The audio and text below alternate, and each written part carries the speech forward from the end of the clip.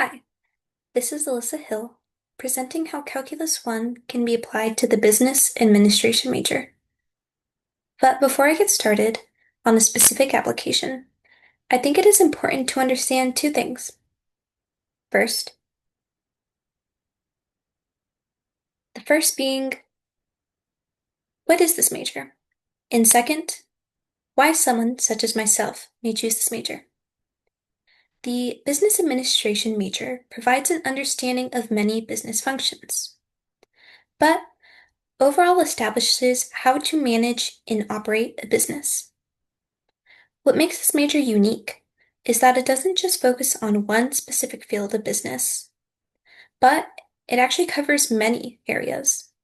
Some of these may include marketing, financing, accounting, managing, economics, and even the tools for running a business. It gives someone a well-rounded education, touching on these various areas of business. This can be very beneficial since it covers many fields, providing someone with numerous potential job opportunities. This can be done through the many different skills learned through education in this major, like analyzing data, creating financial statements, managing things like sales, um, working on these sales projects, and much more. The flexibility and variety of opportunities is something that influenced my decision in choosing this major.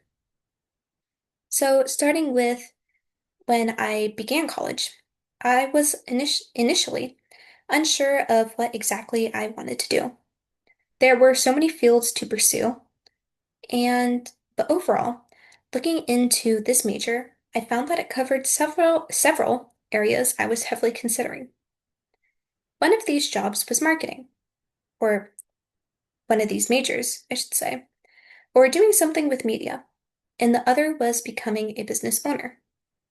Now that I have had time to think about some of my future endeavors, I lean more towards owning a business, especially since I have more ideas about it.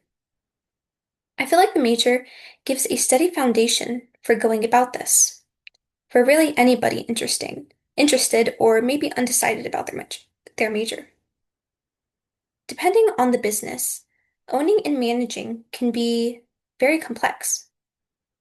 Some interesting tasks of a business owner include maximizing profits, analyzing data, and managing inventory.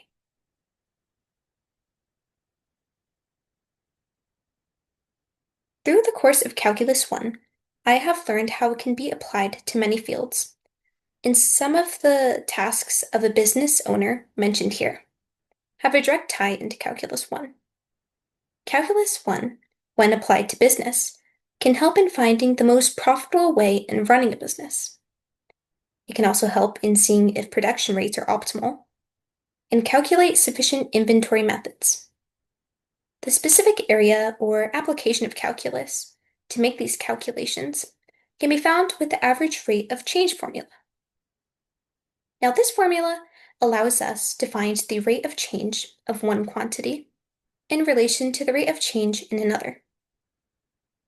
But more specifically in business, it is often used to analyze profits and sales. So, by looking at the negative and positive values that this formula produces, we can actually see and look at the formula. F of B minus F of A represents total profits in an interval of time and is divided by B minus A, the specific time sales were made. So let's actually take a closer look into how this works by going back to one of those specific tasks business owner performs. Let's start with maximizing profits. In relation to this formula, a person using this formula wants to know how much they can sell while still profiting.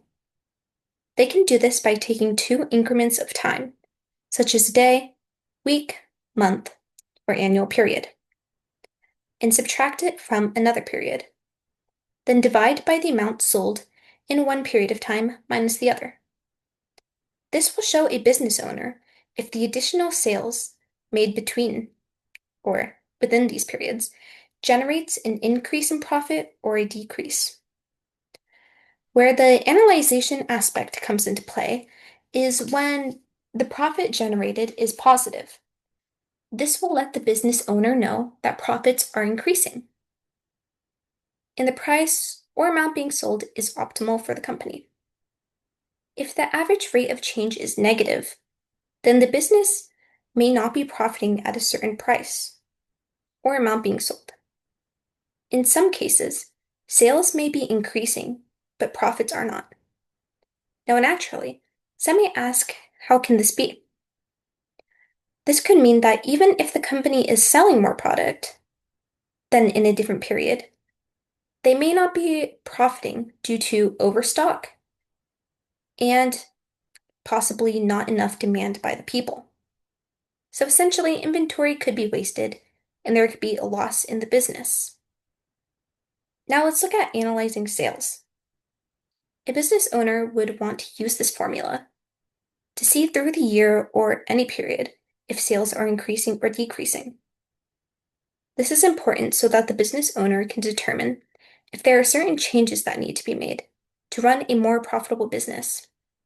Now, this can include maybe increasing the prices of products, or even decreasing the price of products, or trying different branding strategies to help push these products on the market. And lastly, the formula can be used to manage the inventory of a business. Business owner can use this average rate of change formula to see the relation between sales and inventory, or the relation between inventory and restocking. If the formula generates a positive value, then it can be determined that inventory is not going down, meaning that there is a slow sales period in the company. This could also indicate that a company is overbuying when there is little demand for a certain product. This could lead to too much inventory. If the value is negative, then this could indicate a higher sales period where things are flying off the shelves. Or this could also mean that a company is not restocking at the rate it should be. All of this is important information for a business owner to know, or this is all important information to see where they can reduce costs and maximize profits. Some more areas. Let's actually take a look at some more areas in which this formula can be applied. Determining the effectiveness of employee training in their productivity business is another important area.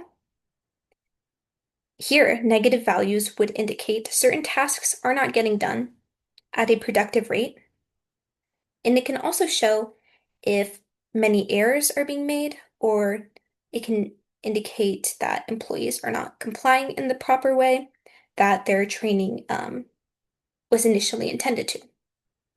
So, on the opposite side, positive values would show a business owner that an employee is performing well, and it might show that productivity is better than expected. Employees can be essential pieces to a company, so making sure productivity and compliance are in order will honestly help in the business's overall success. The formula can also help in another area of business, which is the marketing of the business.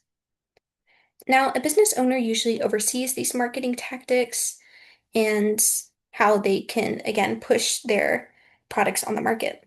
So, having the data to see the marketing, to see if the marketing is effective, would again be important in determining the profitability of a business.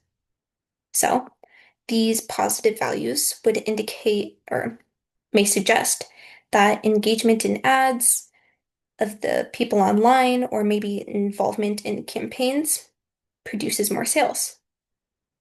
And then the negative values could help determine if if there's a poor marketing or possibly low interest by consumers for a certain product.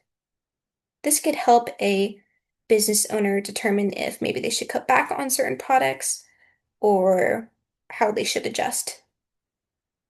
Lastly, the formula could help determine if customers are satisfied with products.